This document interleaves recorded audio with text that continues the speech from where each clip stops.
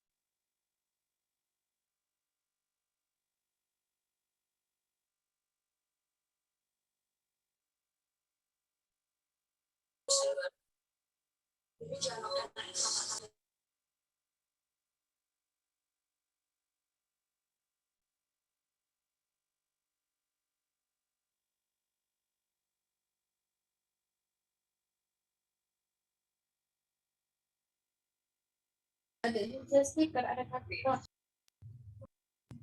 Kak, kemarin dan ke mama.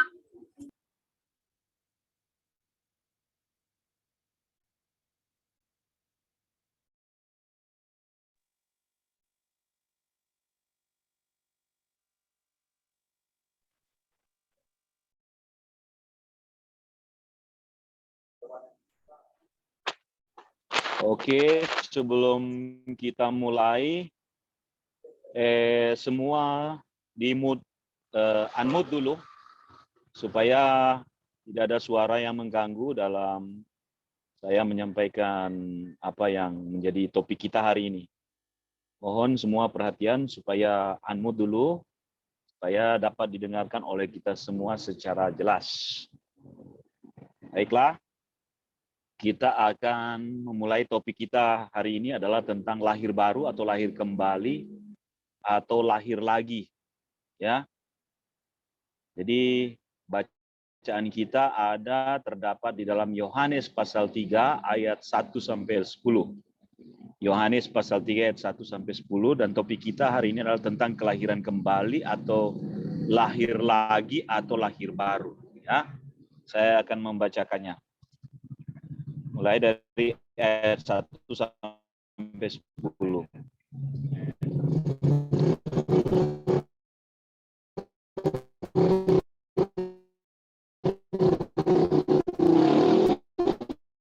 Adalah seorang Farisi datang pada waktu malam kepada Yesus dan berkata sebagai guru yang diutus Allah.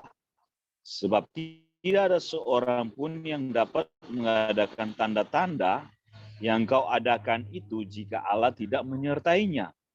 Yesus menjawab, katanya, Aku berkata kepadamu, sesungguhnya jika seorang tidak dilahirkan kembali, ia tidak dapat melihat kerajaan Allah.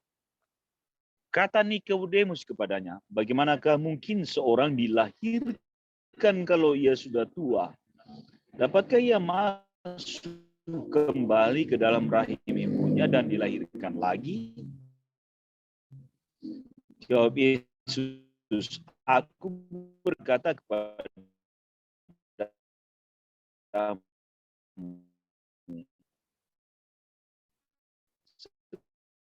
sesungguhnya jika seorang tidak dilahirkan dari kerajaan Allah, apa yang dilahirkan dari angin bertiup kemana ia mau dan kemana ia datang atau kemana ia pergi, demikianlah halnya dengan tiap-tiap orang yang lahir dari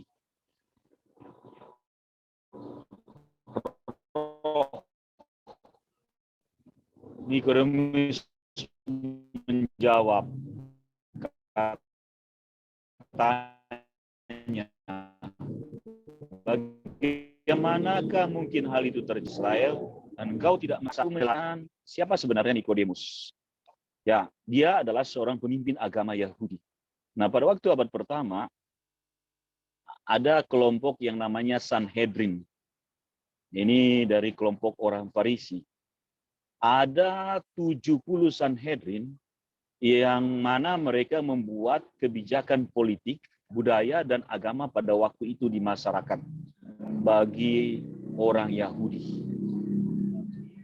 Nah, kemungkinan besar Nikodemus adalah pemimpin utama dari 70 orang Sanhedrin ini. Nah, karena dia seorang pemimpin, rasanya agak malu bagi dia untuk datang terang-terangan kepada Yesus. Dan kitab suci berkata bahwa dia datang di waktu malam untuk mengetahui siapakah sebenarnya Yesus. Karena biar bagaimanapun juga, sepak terjang Yesus pada waktu itu sangat mengusik dia. Sehingga dia seorang pemimpin mungkin harus bertanya secara langsung untuk mengetahui secara langsung siapa sebenarnya dia. Nah, tentu saja pembicaraan itu dimulai oleh Nikodemus dengan kata-kata di mana ia mengatakan bahwa Yesus pasti datang dari Allah dengan tanda-tanda yang dia buat. Nah, tetapi Tuhan kita tidak menanggapi apakah itu penting bagi dia. Dia langsung pada poinnya berkata kepada Timotius, pada ayat yang ketiga ia berkata, kamu harus dilahirkan kembali. Kamu harus dilahirkan lagi. Jika kamu tidak dilahirkan lagi atau dilahirkan kembali, kamu tidak dapat melihat kerajaan Allah. Jangankan ia masuk ke surga, tetapi ia sendiri tidak dapat melihat kerajaan Allah itu. Dengan kata lain, ia tidak bisa masuk ke surga kalau dia tidak mengalami kelahiran kembali atau kelahiran lagi. Jadi begitu penting kelahiran kembali ini bagi siapa saja, termasuk Nikodemus, pemimpin agama pada waktu itu. Orang penting di masyarakat Israel, di masyarakat Yahudi pada waktu abad pertama. Nah, di sini kita mendengar kata-kata dilahirkan kembali atau dilahirkan lagi. Kata kembali atau kata lagi dalam teks asli disebut kata anoten. Secara umum kata ini dipakai sebagai kata keterangan yang artinya dari atas, ya, yang artinya dari atas. Nah, kalau kita mengatakan atau kita mendengar tentang seseorang dengan kata-kata seperti ini, orang itu mendapatkan pertolongan dari atas. Apakah artinya itu? Artinya ia mendapatkan pertolongan dari Tuhan atau mendapatkan pertolongan dari Allah. Kelahiran baru atau kelahiran kembali adalah hasil dari karya Allah. Sama seperti kelahiran fisik. Siapa di antara kita yang sudah lahir ke dunia ini, ketika di dalam kandungan ibu kita sendiri, kita keluar sendiri? Ada? Tidak mungkin, bukan? Dan kalau kita mau tahu bahwa kita tidak melakukan apa-apa untuk bisa lahir ke dunia ini secara fisik. Itu dilakukan oleh para medis dan bantuan dari ibu kita untuk mendorong kita bisa keluar dari rahimnya. Demikianlah kita bisa lahir seperti itu. Sama juga seperti kelahiran kembali atau lahir baru atau lahir lagi. Itu bukan karena usaha kita. Itu bukan karena upaya kita. Jangan ada yang berpikir di sini bahwa seseorang bisa lahir kembali atau lahir baru hanya karena dia masuk ke gereja tertentu. Tidak sama sekali. Gereja tidak bisa membuat seseorang mengalami kelahiran kembali. Itu adalah karya Tuhan semata. Itu juga bukan karena amal saleh kita, bukan karena perbuatan baik kita. itu karena kemurahan Allah di dalam Yesus Kristus, kita bisa mengalami kelahiran baru atau kelahiran lagi. Nah, ketika Nikodemus mendengarkan ini, dilahirkan kembali, ia berpikir begini, haruskah aku masuk ke dalam rahim ibuku untuk mengalami kelahiran kembali atau kelahiran lagi? Ini sungguh sebuah pemikiran yang aneh. Tidak masuk akal. Bagaimana seseorang bisa masuk ke rahim ibunya untuk mengalami kelahiran kembali? Nah, perlu saudara dan saya ketahui bahwa pada waktu itu para rabi atau guru termasuk Nikodemus memiliki konsep atau pemahaman tentang lahir baru seperti ini.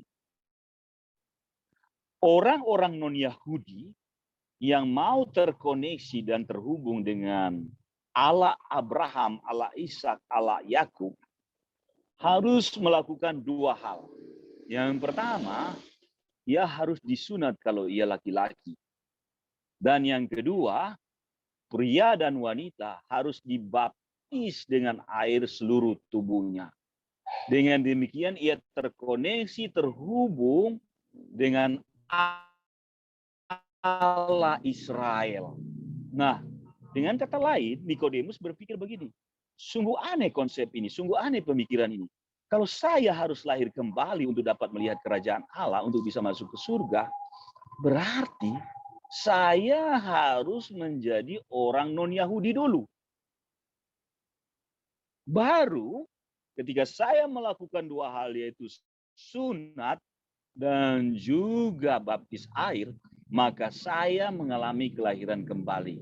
Itulah adalah konsep dan pemikiran para rabi dan para guru pada waktu itu tentang kelahiran kembali, tentang lahir lagi.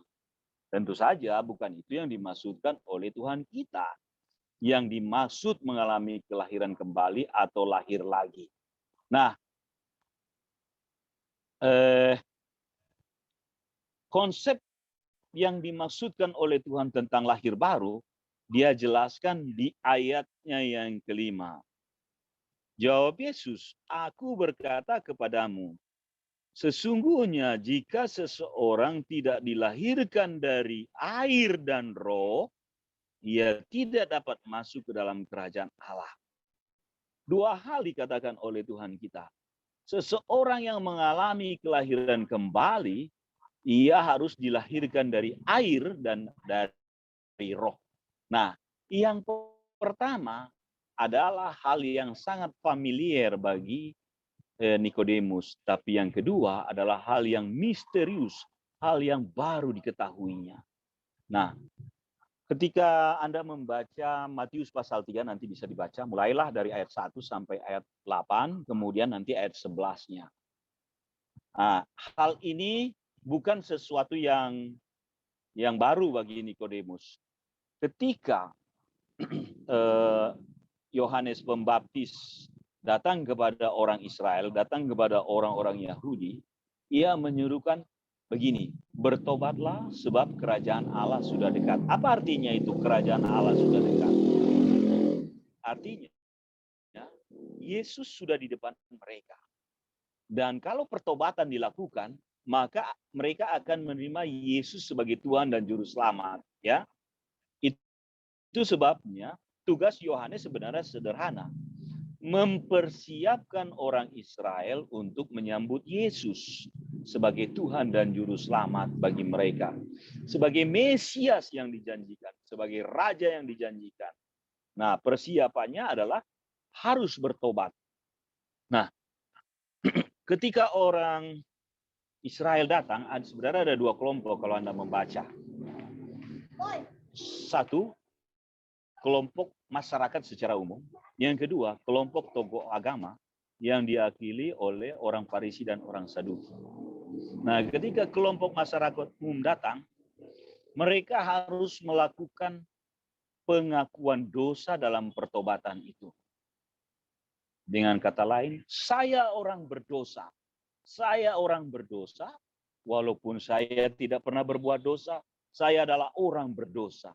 Nah, ketika pengakuan itu dilakukan oleh masyarakat pada waktu itu, Maka Yohanes Pembaptis membaptis mereka dengan air, dengan mencelupkan mereka di sungai Yordan sebagai tanda pertobatan. Nanti baca ayat 11. Baptisan Yohanes adalah baptisan tanda pertobatan. Jadi seorang yang bertobat, mengaku diri sebagai orang berdosa, walaupun tidak pernah berbuat dosa, ditandai dengan baptisan air. Ya. Nah, pertanyaannya, mengapa perlu pengakuan ini? Mengapa penting pengakuan ini yang diminta oleh Yohanes Pembaptis? Coba perhadapkan itu kepada orang Saduki dan orang Farisi sebagai tokoh agama. Mereka mengaku sebagai orang yang saleh, orang yang hidup benar. Dan kalau Anda membaca sebuah kisah yang diceritakan oleh Tuhan kita, 2 orang pergi ke bait Allah, satu pemungut cukai, satu orang Farisi. Orang Farisi itu berdoa begini.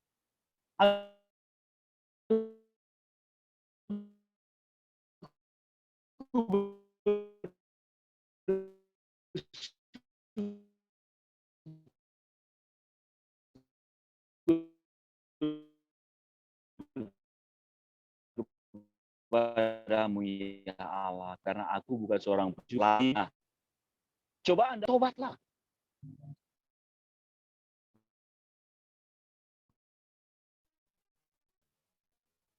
Kepada pendeta, kepada pastor, mereka akan marah dan mereka akan mengatakan kepada Anda, mereka akan bilang begini, apa? Saya harus bertobat. Saya bertobat dari apa? Sedangkan saya menjaga kehidupan saya begitu saleh. Bagaimana kamu suruh saya bertobat? Pergi saja kepada orang-orang jahat. Pergi saja kepada orang-orang lalim. Pergi saja kepada orang-orang pesina. Serukan kepada untuk mereka bertobat. Karena dalam pengertian mereka, bertobat itu adalah berhenti dari kelakuan-kelakuan yang tidak baik atau yang jahat. Misalnya, mereka memikirkan tentang orang peminum. Apa artinya bertobat? Oh, so berhenti minum, berhenti bagate orang Manado bilang ya. Atau dia tangan panjang, oh berhenti mencuri. Dia tidak lagi mencuri. Seperti itu pemikiran mereka tentang bertobat. Tapi kalau Anda pelajari tentang arti bertobat, dalam teks asli itu namanya metanoia. Metanoia itu perubahan pikiran. Nah, perubahan pikiran yang seperti apa? Seperti yang dilakukan kelompok masyarakat yang pertama di hadapan Yohanes Pembaptis. Saya orang berdosa, walaupun saya selama hidup tidak pernah berbuat dosa, saya adalah orang berdosa. Itu namanya perubahan pikiran. Mengapa pertobatan atau perubahan pikiran seperti ini diperlukan? Tentu kita harus menjawabnya. Mengapa pertobatan seperti ini harus diperlukan? Karena Tuhan Yesus sendiri begini berkata, hanya orang sakit yang membutuhkan tabib. Hanya orang sakit yang membutuhkan dokter. Ya, jadi hanya orang berdosa yang membutuhkan pengampunan dosa. Jadi kalau Anda menyadari bahwa diri Anda adalah orang berdosa, berarti Anda membutuhkan pengampunan dosa. Sedangkan orang Farisi dan orang Saduki tidak melihat dirinya orang berdosa. Bagaimana mungkin ia membutuhkan pengampunan dosa? Sedangkan dia merasa dan berpikir bukanlah orang berdosa. Nah, itulah yang dimaksud dengan bertobat. Nah, ketika mereka bertobat, Yohanes Pembaptis menandai mereka dengan baptisan air. Jadi yang dimaksud oleh Yohanes dalam Yohanes pasal 3 ayat 5 di sini, kamu harus dilahirkan dari air, itu artinya air dan lebih tepatnya adalah mengalami baptisan pertobatan. Artinya orang itu mengaku diri sebagai orang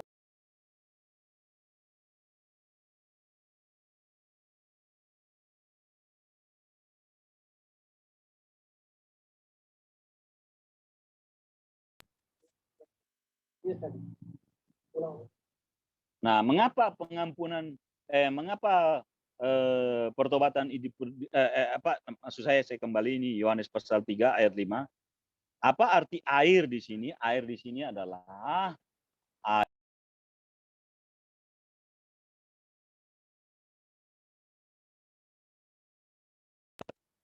ia membutuhkan baptisan air.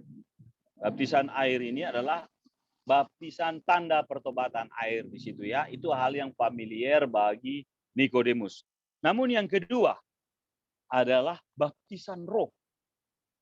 Nah, ini sesuatu yang asing bagi dia.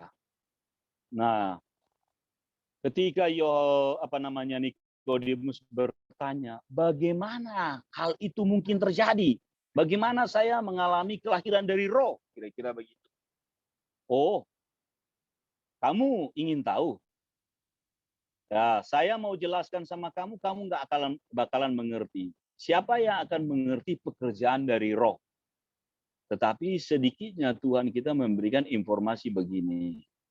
Kamu tahu angin? Kamu tahu dari mana ia datang, kemana ia pergi?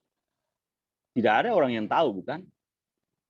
Tapi kamu bisa merasakannya. Seperti itulah pekerjaan roh. Begitu misterius. Dan tak seorang pun dari kita dapat mengidentifikasinya. Dapat memahami pekerjaan roh itu. Nah, saudara-saudara sekalian. Bagaimanakah seseorang mengalami lahir dari roh? Ini, perhatikan. Kita baca Efesus 1 ayatnya yang ke-13.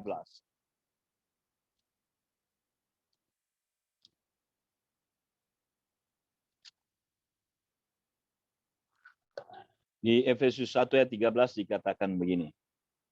Ini proses orang mengalami kelahiran dari roh.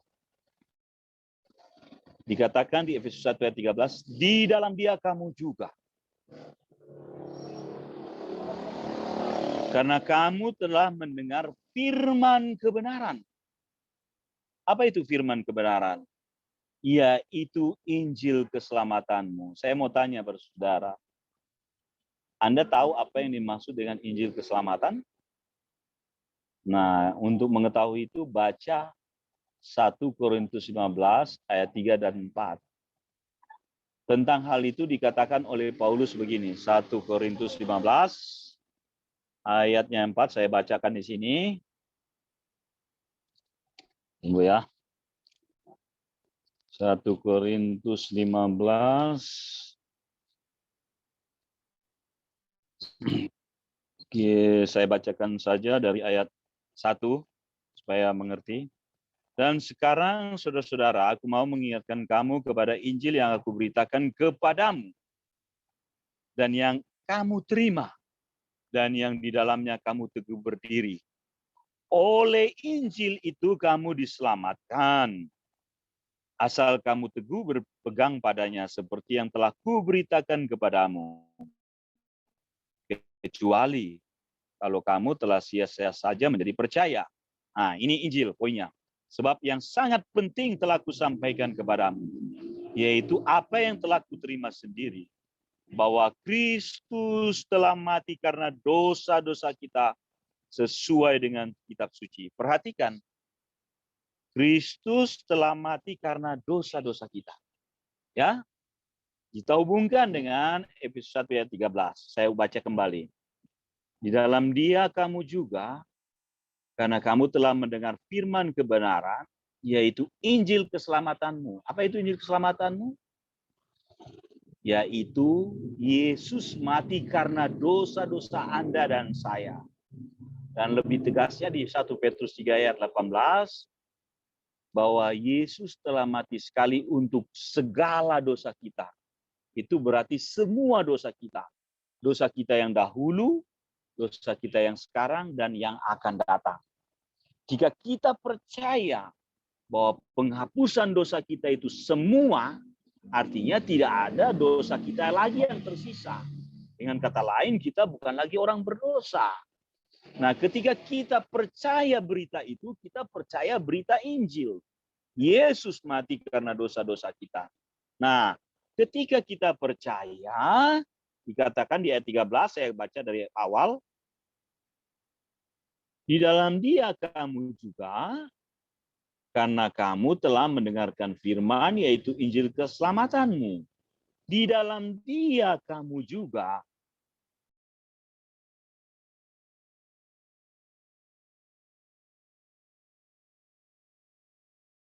Roh Kudus dengan Roh Kudus yang dijanjikannya itu.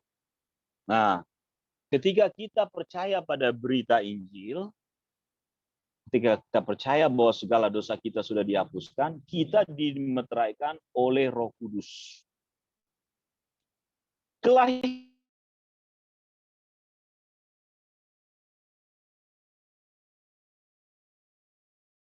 harus percaya pada berita Injil. Nah, ketika kita percaya, Roh Allah membuat kita mengalami kelahiran baru, mengalami kelahiran kembali. Kita dimeteraikan dengan Roh Kudus. Anda tahu?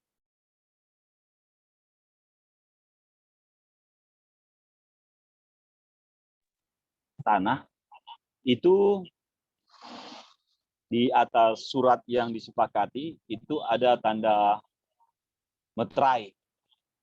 Nah, meterai itu untuk membuat kita sah sebagai transaksi jual beli.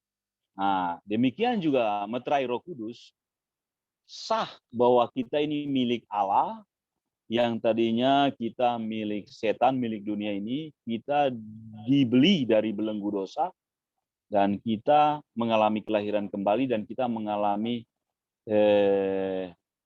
kelahiran baru yang dikerjakan oleh Roh Kudus.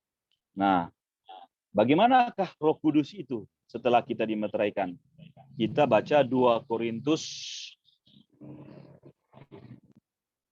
pasal 1 ayat 21 sampai 22. 2 Korintus pasal 1 ayat 21 sampai 22. Sebab Dia yang telah meneguhkan kami bersama-sama dengan kamu di dalam Kristus adalah Allah yang telah mengurapi, memeteraikan tanda miliknya atas kita, dan yang memberikan Roh Kudus itu di dalam hati kita sebagai jaminan dari semua yang telah disediakan untuk kita. Nah, ketika kita percaya berita Injil, kita bukan hanya dimeteraikan oleh Roh Kudus, sah bahwa kita ini milik Allah. Pada saat itu kita mengalami kelahiran kembali, dan pada saat yang sama Roh Kudus itu diam di dalam hati kita. Jadi ketika kita mengalami kelahiran baru, kita didiami oleh Roh Kudus. Dengan demikian, sekarang kita ini menjadi bait Allah, tempat tinggal Allah. Kalau dulu Allah tinggal di kemah suci, di ruang maha kudus, Allah tidak lagi tinggal di gedung atau tempat atau gereja buatan tangan manusia. Tapi Allah, Roh Kudus, tinggal di dalam hati kita. Ketika kita percaya berita Injil, pada saat itu juga kita mengalami kelahiran baru. Nah, pertanyaan sekarang, Anda bisa mengetahui kapan Anda mengalami kelahiran baru? Rumusnya adalah kapan Anda percaya bahwa segala dosa Anda sudah diampuni, yaitu dosa dahulu, sekarang, dan akan datang.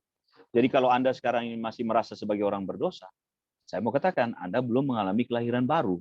Karena seorang yang mengalami kelahiran baru itu adalah orang yang mendengar berita Injil, mendengar bahwa segala dosanya sudah diampuni, dosa yang dahulu, sekarang, dan akan datang.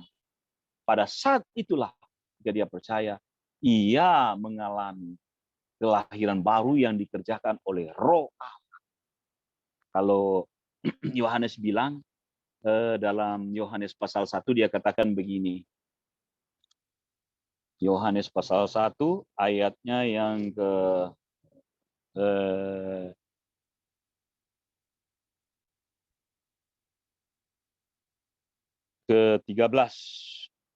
Orang-orang yang diperanakan bukan dari darah atau dari daging, bukan pula secara jasmani oleh keinginan seorang laki-laki, melainkan dari Allah. Itulah kelahiran dari Roh. Kelahiran baru, kelahiran kembali. Dan semua itu adalah pertolongan dari atas kepada setiap orang yang mengalami kelahiran baru. Itu bukan usaha perbuatan baik kita, bukan amal saleh kita, sama sekali tidak. Bukan di mana pula Anda beribadah atau bergereja. Sama sekali tidak. Oke, itulah pesan yang bisa saya sampaikan lewat kelahiran baru hari ini. Jika ada pertanyaan, saya persilahkan. Bisa di chat ya, bisa di chat. Kalau tidak bisa bertanya secara langsung, bisa di chat. Terima kasih, saya serahkan kepada pemandu.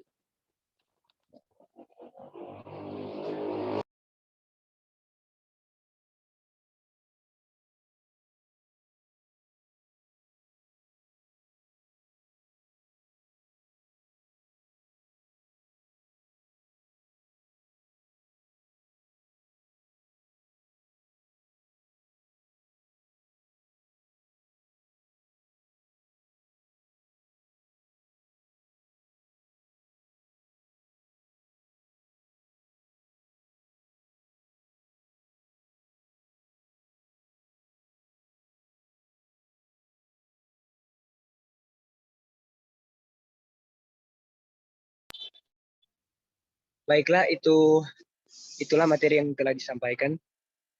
Mungkin teman-teman yang ingin bertanya bisa langsung open mic atau bisa langsung di chat. Bagi yang mungkin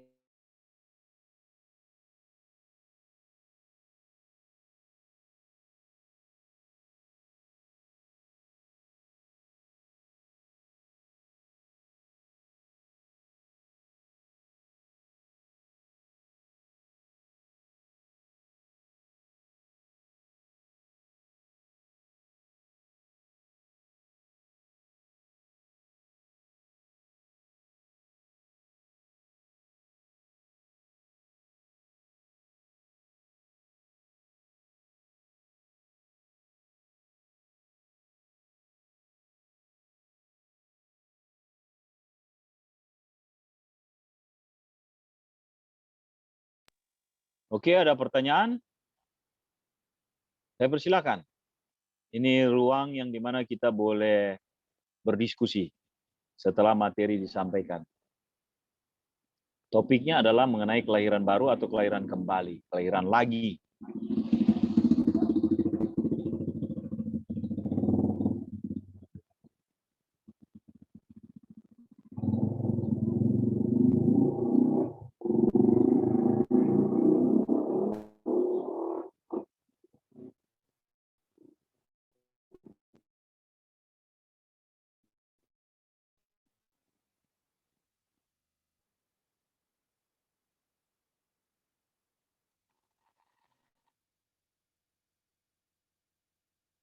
Jika ada, saya persilakan. Bagaimana? Di chat saja kalau ada mau dipertanyakan, bisa di chat.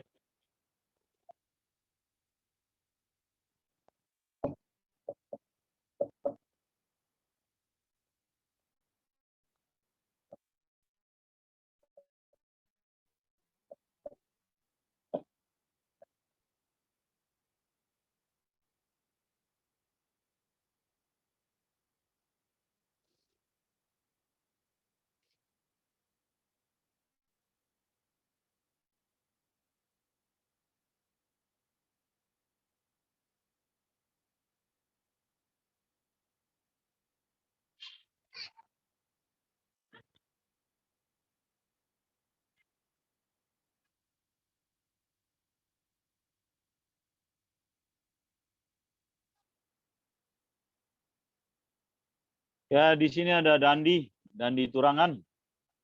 Ada pertanyaan, Dandi? Halo? Ada Timotius Tumbel juga. Silakan kalau ada pertanyaan, topik kita mengenai kelahiran kembali atau lahir lagi. Juga ada Saudari Del Tricia. Jika ada pertanyaan.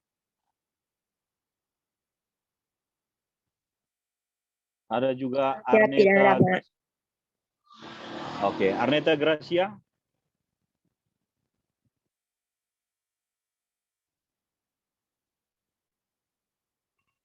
Bagaimana dengan Arneta?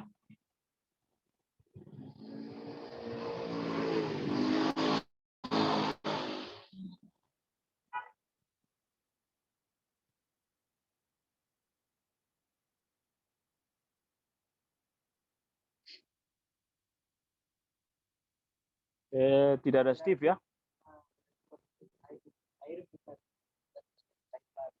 Kalau iya berarti ada pertanyaan dari Arneta. Aha. Apa katanya? Ya, Pak, ada pertanyaan dari Saudari Arneta. Berarti baptisan air bukan menentukan seseorang lahir baru? Kalau iya, berarti ada benarnya beberapa gereja membaptis mereka yang sudah siap atau dewasa. Iya, entahkah kita membaptis air bagi anak-anak ataupun ada gereja yang membaptis setelah dewasa. Keduanya sama sekali tidak membuat seseorang mengalami kelahiran baru. Ya, itu adalah sebagai tanda pertobatan. Pada waktu Yohanes menyerukan itu, bertobatlah sebab kerajaan Allah sudah dekat. Mereka mengaku diri sebagai orang berdosa. Nah, pengakuan itu penting karena pengakuan itu adalah ungkapan sebuah kebutuhan akan pengampunan dosa. Nah, dan ditandai dengan baptisan air. Hanya di situ saja. Jadi kalau orang berhenti di titik itu, dia binasa. Dia tidak mengalami kelahiran baru. Dia tidak dapat melihat kerajaan Allah, bahkan dia tidak dapat masuk ke dalam surga. Nah, yang paling penting adalah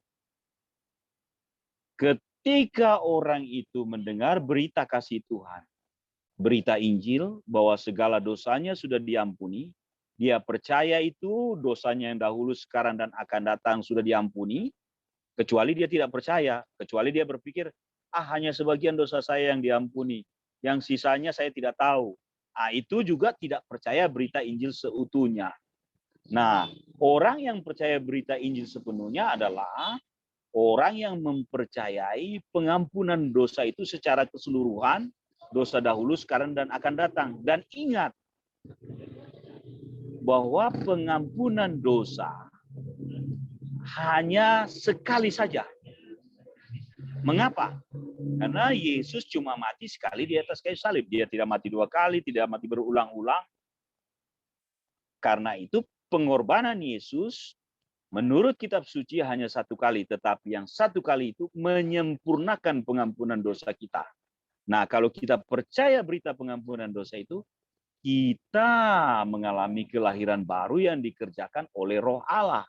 Dan bukan hanya itu, Roh Allah diam di dalam hati kita sampai selama-lamanya. Sebagai tanda bahwa kita adalah milik Tuhan.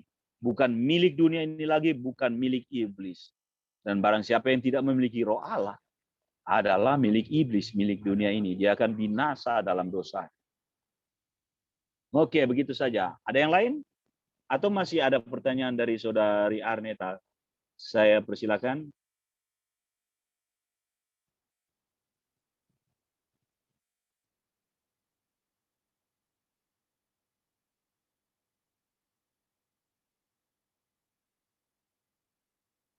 Tidak ada, Pak. Sudah jelas. Terima kasih. Oke. Yang lain ada? Siapa nih yang para pria dan di Turangan, Timotius Tumbel, Steve tadi ada ya, tapi sudah keluar. Tapi dia boleh mengajukan pertanyaan nanti. Ini akan direkam dan akan dibagikan kepada kita semua yang hadir hari ini. Dibagikan di grup. Dan biasanya terhubung ke YouTube. Jadi kalau Anda buka di grup linknya, maka akan terhubung ke YouTube. Jika tidak ada, nanti mungkin ada terlintas dalam pikiran Anda, wah saya mau tanya ini, dipersilakan di pertemuan berikutnya ditanyakan dalam topik kelahiran baru atau lahir lagi. Terima kasih, saya serahkan kepada pemandu.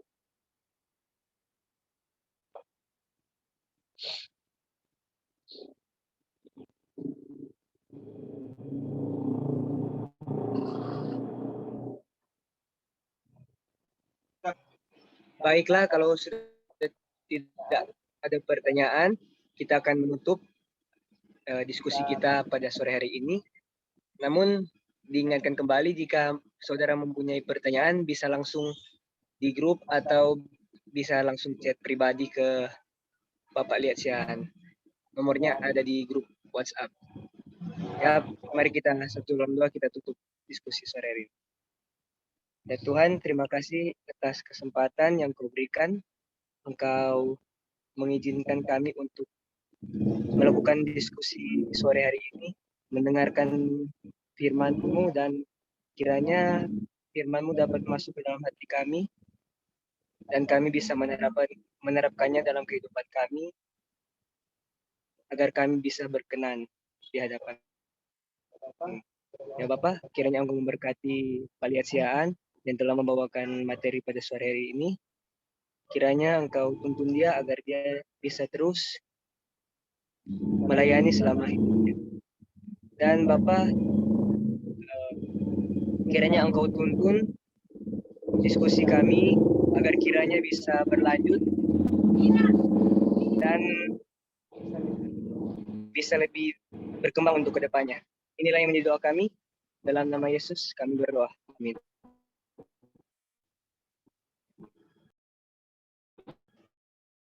Baik, terima kasih semuanya. Terima Terima kasih, Pak. kasih semuanya. Terima kasih Pak. Tuhan Yesus memberkati. Mari.